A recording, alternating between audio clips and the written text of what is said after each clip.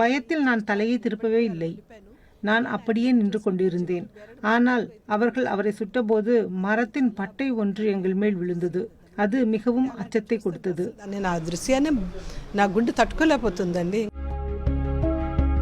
பஹல்காம் தாக்குதலில் இருந்து தப்பிய ஆந்திராவின் விசாகப்பட்டினத்தைச் சேர்ந்த சசிதர் மற்றும் சுசித்ரா ஆகியோர் பிபிசியிடம் பேசினர். தாக்குதலில் உயிரிழந்த சந்திரமௌலியுடன் அவர்கள் பஹல்காமுக்கு சுற்றுலா சென்றிருந்தனர். சசிதர் மற்றும் சுசித்ரா பஹல்காமில் தங்களுக்கு ஏற்பட்ட பயங்கர அனுபவத்தை பிபிசியிடம் பகிர்ந்து கொண்டனர். காஷ்மீர் டூருக்கு వెళ్ళిన பஹல்காம் தாக்குதலில் இறந்த சந்திரமௌலியுடன் சென்றிருந்த சசிதர் நம்முடன் இருக்கிறார். என்ன நடந்தது என கூற முடியுமா? ఏం జరిగింది? 100-200 మీటర్ల దూరంలో టాయిలెట్స్ ఉన్నాయి. கழிப்பறைகள் 100 முதல் 200 மீட்டர்கள் தூரத்தில் இருந்தன. நாங்கள் 6 பேரும் கழிப்பறைக்கு சென்றோம். சந்திரமௌலி மற்றும் சிலரும் சென்றனர். அவர்கள் வெளியே வரும்போது துப்பாக்கி சுடும் சத்தம் கேட்டது. நாங்கள் அங்கே ஒளிந்து கொண்டு என்ன நடக்கிறது என்பதை கவனித்தோம். என்ன செய்வது என்று தெரியாமல் தவித்தோம். அப்போது ஒரு பயங்கரவாதி எங்களை நோக்கி நடந்து வருவதை கண்டோம். அங்கிருந்து ஓட முடிவு செய்து நாங்கள் ஓட ஆரம்பித்தோம். கழிப்பறையை சுற்றி வேலி இருந்தது. வேலிக்கு கீழே சென்று பதுங்கி பாறை நிறைந்த ஓடையை கடந்து அருகிலுள்ள மலையில் ஏறி மலையின் சரிவில் உள்ள மரங்களுக்கு பின்னால் சென்றோம். நான் முதலில் அங்கு சென்றேன். அதைத் தொடர்ந்து பெண்கள், பின்னர் சந்திரமௌலி வந்தார். உண்மையில் என் மனைவி வேலியை தாண்டி செல்ல உதவியது சந்திரமௌலிதான். நாங்கள் அனைவரும் ஒரு மரத்துக்கு பின்னால் ஒளிந்து கொண்டோம். என் மனைவியையும் மற்றொரு குழு உறுப்பினரையும் ஒரு மரத்தின் பின்னால் கண்டேன். ஆனால் சந்திரமௌலியை காண முடியவில்லை.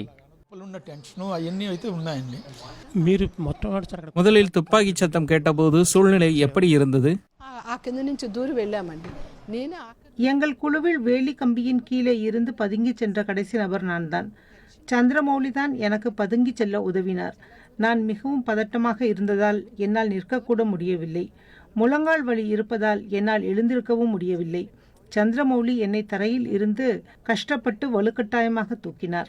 அதன் பிறகு அவர் ஒரு திசையில் ஓடினார், நாங்கள் வேறொரு திசையில் ஓடினோம். சந்திரமௌலியும் நானும் சில அடி இடைவெளியில் தான் நின்று கொண்டிருந்தோம். அந்த நேரத்தில் அவர்கள் வந்து சந்திரமௌலியை சுட்டுக் கொன்றார்கள்.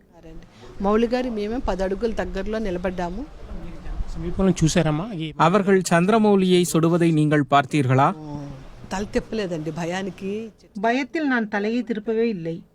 நான் அப்படியே நின்று கொண்டிருந்தேன். ஆனால் அவர்கள் அவரை சுட்டபோது மரத்தின் பட்டை ஒன்று எங்கள் மேல் விழுந்தது. அது மிகவும் அச்சத்தை கொடுத்தது. நெற்றியில் இருந்த குங்குமத்தை அழிக்க வேண்டும் என்று சசிதர் சொன்னார். நாங்கள் முகத்தை ஓடையில் கழுவிவிட்டோம். ஹரே ராமா ஹரே கிருஷ்ணா என்று கோஷமிட ஆரம்பித்தோம். ஆனால் அப்படி சொல்ல வேண்டாம் என்று சசிதர் கூறிவிட்டார். நாங்கள் இந்துக்கள் என்பதை அவர்கள் அறிந்து கொள்ளக்கூடாது என்றார். எந்த மரத்தின் பின்னால் எந்த பயங்கரவாதி இருப்பான் என்பது நமக்கு தெரியாதல்லவா என்றும் அவர் கூறினார். அல்லாஹ் அல்லாஹ் என்று கூற வேண்டும் அல்லது அமைதியாக இருக்க வேண்டும் என்றும் அவர் எங்களிடம் கூறினார். మాట కూడా రావటం లేదండి.